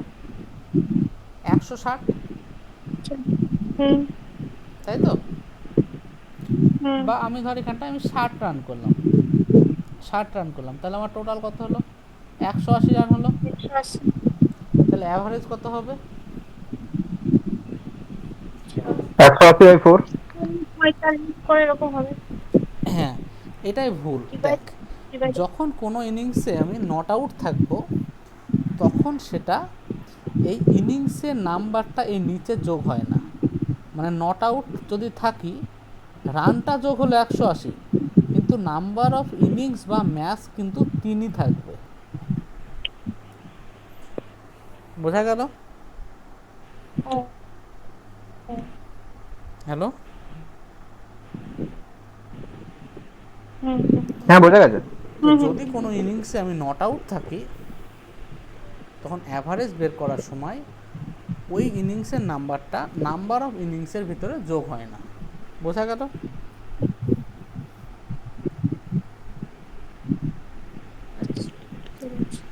ঠিক আছে,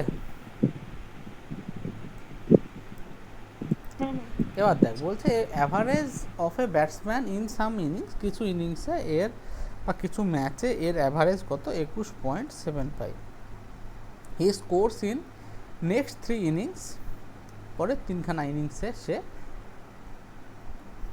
এটা কিছু ইনিংসে সে পরের 3খানা ইনিংসে সে কি 28, 34, 37 করলো, যাতে তার অ্যাভারেজ 1.125 হারে বেড়ে গেল। Find the number of innings played by him. তুই এক্স ধরে করতে পারিস, আমি ধরে নিলাম আগে সে এক্স খানা ইনিংস খেলেছিল, তাহলে টোটাল রান ছিল কত?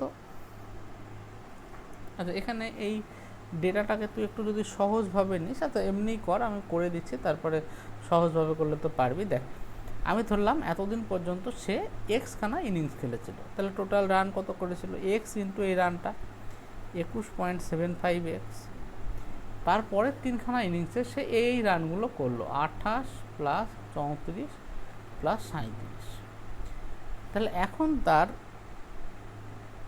নাম্বার অফ ম্যাচের সংখ্যা, আগে এক্স থাকলে এখন এক্স প্লাস 3,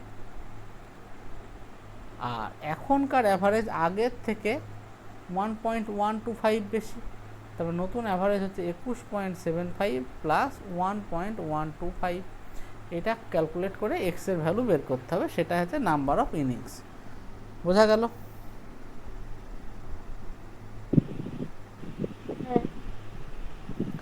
ঠিক আছে? আচ্ছা ঠিক আছে, ওকে ওকে। ঠিক আছে, এবার এইটাকে আমরা কিভাবে করব? দেখ, এমনি যদি এই ডেটাটা সহজ দিত, তোরা এক্স ধরে করতিস, কোনো অসুবিধা ছিল না, কিন্তু আমরা কিভাবে করব? তার অ্যাভারেজ ছিল কিছু ইনিংসে 21.75, পরের ইনিংস 3টিতে এই 3টে যোগ কর, কত হয়? 99, এখানে ধর এক্স খানা ইনিংস ছিল, এখানে 3খানা ইনিংস আছে, এই 3খানাতে টোটাল যদি 99 হয়, অ্যাভারেজ কত 33, তাই তো? হ্যাঁ দিয়ে তার ওভারঅল অ্যাভারেজ বলছে আগের থেকে 1.125 বেড়ে যাবে, মানে এর সাথে 1.125 অ্যাড হবে, 5 7 8 22.875 হবে।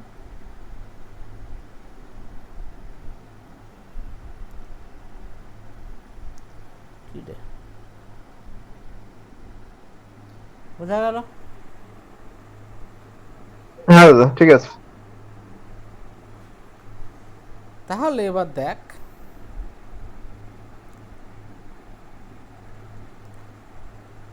এই তিনজনে দেখ এখানে 22.875, তাহলে এই তিনজনের কত 33, তাহলে কত বেশি 33 মাইনাস 22.725, এটা করলে হবে 10.125, তাহলে তিনজনের ইন্টু 3 মানে 30.375, এতটা এদের ভিতরে বেশি আছে, সেইটা এখানে এরা কম্পেনসেট করেছে। কত করে কম্পেনসেট করেছে? একজনের কত করে বেড়েছে? 1.125 করে বেড়েছে। তাহলে এখানে সরি, এদের 33, তার মানে দেখ এই অ্যাভারেজ থেকে এটা ওভারঅল অ্যাভারেজ, আর এরা তিনজন নিয়ে এসেছে 33 করে অ্যাভারেজ, তার মানে একজনের বেশি 10.125। তাহলে এখানে একজন 10.125 করে নিয়ে আসলে তিনজনের 30.375 বেশি নিয়ে এসেছে, এই বেশিটা এদের ভিতরে ডিস্ট্রিবিউট হয়ে গেছে, যাতে এদের অ্যাভারেজ বেড়ে গেছে।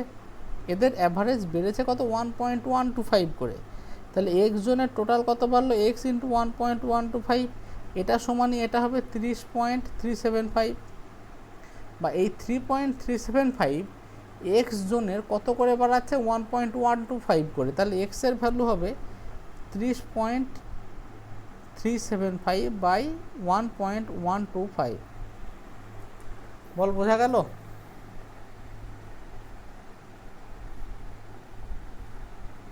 হ্যাঁ বোঝা গেছে দাদা, ক্লিয়ার, বোঝা গেছে। দিয়ে করবি, দেখবি এক্স এর ভ্যালু হবে 27, করলে হবে এক্স এর ভ্যালু 27। তাহলে বলছে number of innings played by him, তাহলে এখন দেখ আগে ছিল 27, এখন আরও 3খানা খেললো, মানে এখনকার নাম্বার অফ ইনিংস হচ্ছে 30খানা। 30টা। বল সবাই বুঝতে পেরেছিস? হ্যাঁ হ্যাঁ দাদা।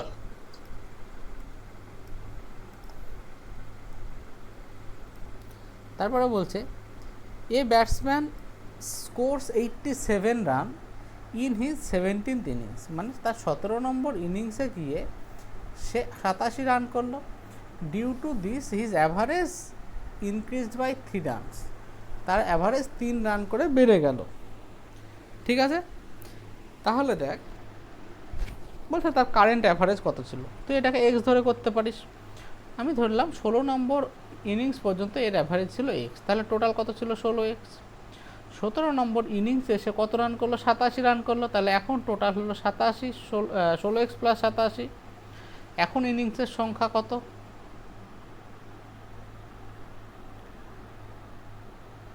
আগে ছিল 16খানা, তাহলে এখন ইনিংসের সংখ্যা আছে 17খানা।